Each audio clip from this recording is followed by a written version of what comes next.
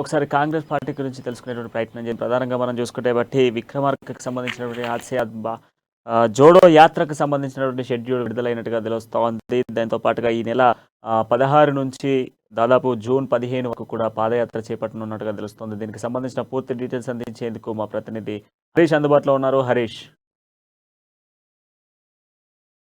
నేత భట్టి విక్రమార్క పాదయాత్ర అయితే ఖరారైందని చెప్పొచ్చు. ప్రధానంగా ఈ నెల 16 నుంచి జూన్ 15 వరకు భట్టి విక్రమార్క ఆదిలాబాద్ నుంచి ఇక్కడ ఖమ్మం వరకు పాదయాత్ర చేయనున్నారు. దేశవ్యాప్తంగా కూడా ఏదైతే సెక్యులర్ వాళ్ళు దేశవ్యాప్తంగా తీసుకురావాలని చెప్పేసి అయితే రాహుల్ గాంధీ భారత్ జోడో యాత్ర పేరుతో కన్యాకుమారి నుంచి కాశ్మీర్ వరకు పాదయాత్ర చేపట్టడం జరిగింది. పాదయాత్ర ప్రధానంగా ఏదైతే బీజేపీ పార్టీ అనుసరిస్తున్న విధానాలు కావచ్చు, బీజేపీ పార్టీ ఏదైతే మతం పేరుతో రాజకీయాలు చేస్తుంది, మత చిచ్చు పెడుతుంది దేశవ్యాప్తంగా పైన ఆ ప్రజాక్షేత్రంలో బీజేపీ వైఫల్యాలు కావచ్చు, అక్కడ ఉన్న అంటే రాష్ట్ర రాజకీయాల కావచ్చు, దేశవ్యాప్తంగా కూడా రాహుల్ గాంధీ భారత్ జోడో యాత్ర చేపట్టిన పరిస్థితి ఉంది. దానికి అనుగుణంగా దేశవ్యాప్తంగా కొనసాగుతున్న ఆత్సే హాట్ జోడో పాదయాత్ర అయితే చూస్తున్న ప్రధానంగా తెలంగాణలో అయితే టీసీ చీఫ్ రేవంత్ రెడ్డి యాత్ర ఫర్ చేంజ్ పేరుతో ఏదైతే మార్పు కోసం యాత్ర అనే పేరుతో RC are Jodo Yatra Warangal Sammakka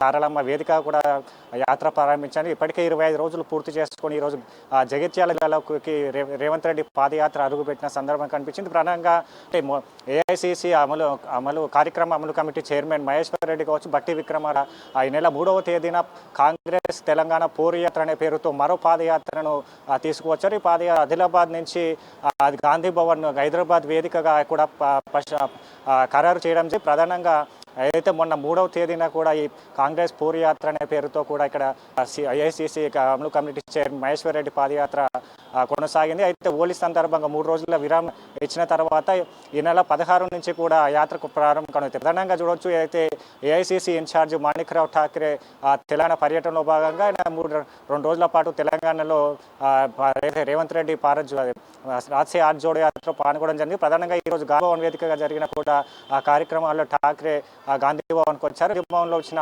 CLP నేత భట్టి విక్రమార్కతో అలాగే మహేశ్వర్ రెడ్డితో ప్రత్యేకంగా భేటీ అయిన తర్వాత కూడా ఠాక్రే ఆదేశాల మేరకు అయితే తెలంగాణ కాంగ్రెస్ పోరుయాత్రతో పేరుతో చేపడుతున్న సిఎల్పి నేత భట్టి విక్రమార్క కావచ్చు, అలాగే మహేశ్వర్ రెడ్డి పాదయాత్రను ఖమ్మం వరకు కూడా పొడిగించాలని చెప్పేసి ఠాక్రే ఆదేశించారు.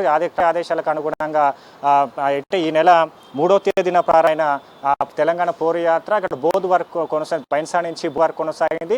ఈ హోలీ సందర్భంగా 3 రోజుల విరామం ఈ నెల 16 నుంచి కూడా మళ్ళా బోధ్ వేదిక నుంచి ప్రారంభం కానుంది. అలాగే అక్కడ బోధ్ నుంచి గాంధీ భవన్ వేదికగా యాత్ర కొనసాగనుంది. గాంధీ భవన్లో బహిరంగ సభ అనంతరం ఇక్కడి నుంచి కూడా భట్టి విక్రమార్క ఖమ్మం నియోజకవర్గానికి వరకు భట్టి విక్రమార్క యాత్ర కొనసాగించినారు. ప్రధానంగా మనం చూడవచ్చు, ఈ రేవంత్ రెడ్డి పాదయాత్రలో భాగంగా ఇప్పటికే కాంగ్రెస్ నేతలంతా ఎవరు నియోజకవర్గాల్లో వారు పాదయాత్రలు చేస్తున్న పరిస్థితి కనిపించింది. ప్రధానంగా ఈ కాంగ్రెస్ పేరుతో కూడా ఏదైతే రేవంత్ రెడ్డి చేపడుతున్న యాత్ర ఫర్ చేంజ్ పేరుతో చేపడుతున్న ఆర్సీ ఆర్ జోడో యాత్రకు మరో పేరుతో చేపట్టడం కూడా ఇక్కడ పార్టీలో చర్చనీయాంశంగా మారిందని చెప్పవచ్చు. అయితే తెలంగాణ పోరుయాత్ర పేరుతో సీఎల్ నేత భట్టి విక్రమార్క మహేశ్వర్ రెడ్డి చేపట్టిన యాత్ర ఇక్కడ పార్టీలో చర్చనీయాంశంగా దాన్ని మాణిక్రావు ఠాక్రే దీన్ని వాళ్ళతో ఈరోజు సమావేశమైన అనంతరం వాళ్ళు ఆర్సీఆర్లో కూడా ఈ యాత్రను విలీనం చేసి ఇక్కడ హైదరాబాద్ నుంచి కూడా ఖమ్మం వేదికగా పాదయాత్ర చేపట్టడం జరిగింది. ఖమ్మం నుంచి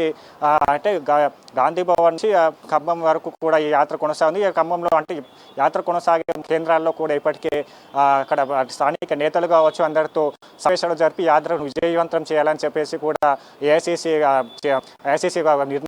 నిర్ణయాన్ని ప్రకారం తీసుకున్నారని చెప్పొచ్చు. ప్రధానంగా అయితే సిపి నేత భట్టి విక్రమార్క అయితే హైదరాబాద్ నుంచి ఖమ్మం వరకు యాత్ర కొనసాగించారు. ప్రధానంగా ఏదైతే తెలంగాణలో 9 ఏళ్ల కాలంలో తెలంగాణ రాష్ట్ర ప్రభుత్వం అనుసరిస్తున్న విధానాలు కావచ్చు, వైఫల్యాలు కావచ్చు, ప్రధానంగా యాత్ర పోయే విధంగా ప్రజల క్షేత్రంలోకి తీసుకుపోయే విధంగా కూడా సిఎల్పి నేత భట్టి విక్రమార్క కూడా నిలిచినట్టుగా తెలుస్తుంది. ప్రధానంగా ఏదైతే తెలంగాణ రాష్ట్రం ప్రత్యేక రాష్ట్ర నిధులు నియామకాలు అనే దానిపైన కూడా తెలంగాణ రాష్ట్రం ఏర్పడిందని, అది ఈరోజు ఏదైతే 9 ఏళ్ల కాలంలో బీఆర్ఎస్ ప్రభుత్వ వైఖరికి నీళ్లు నియామకాల్లో తెలంగాణ రాష్ట్రం చేస్తుంది బీఆర్ఎస్ ప్రభుత్వం అని చెప్పేసి కూడా భట్టి విక్రమార్క చెప్తున్న పరిస్థితి కనిపిస్తుంది. ఇదాన్ని అంటే ఏదైతే తెలంగాణ రాష్ట్ర ప్రభుత్వ వైఫల్యం కావచ్చు, ఇక్కడ బీజేపీ కేంద్ర ప్రభుత్వ వైఫల్యాలు కావచ్చు, వాళ్ళు తీసుకున్న నిర్ణయాలు, హామీలు క్షేత్రంలో ఎంతవరకు హామీలు జరిగాయి, దాని హామీల విస్మరణ గురించి కూడా డోర్ టు డోర్ తీసుకుపోయే విధంగా కూడా ఈ యాత్రలో ఇంటింటికి ప్రచారం చేస్తాం. అలాగే రాహుల్ గాంధీ ఇచ్చిన భారత్ జోడో యాత్రలో అనుగుణంగా రాహుల్ గాంధీ ఇచ్చిన సందేశాన్ని ఇంటింటికి చేరవేసే విధంగా కూడా బట్టి పాదయాత్ర ఉంటుందని చెప్పేసి కూడా బట్టి ఇప్పటికే చెప్పిన పరిస్థితి కనిపించింది. ప్రధానంగా ఈ నెల 16 నుంచి జూన్ 15 వరకు కూడా బట్టి పాదయాత్ర ఉంటుంది.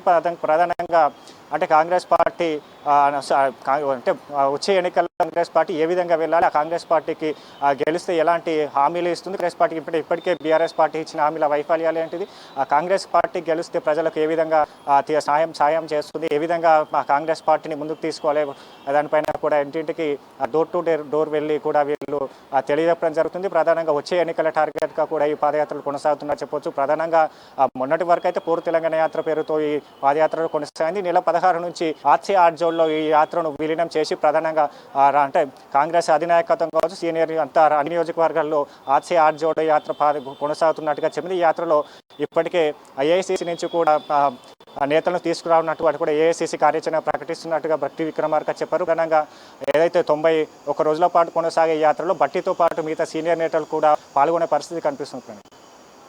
Right, thank you Harish.